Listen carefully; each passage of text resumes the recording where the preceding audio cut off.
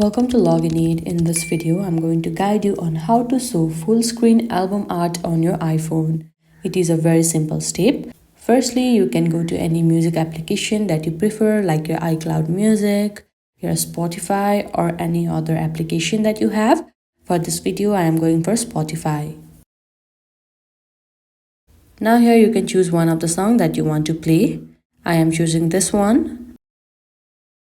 Now what you have to simply do is you need to play the song and go back.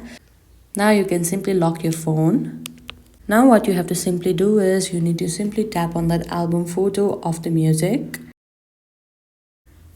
And now you can see that the full screen album will be appearing. Now again, if you don't want this full screen album, then you can simply tap on that album.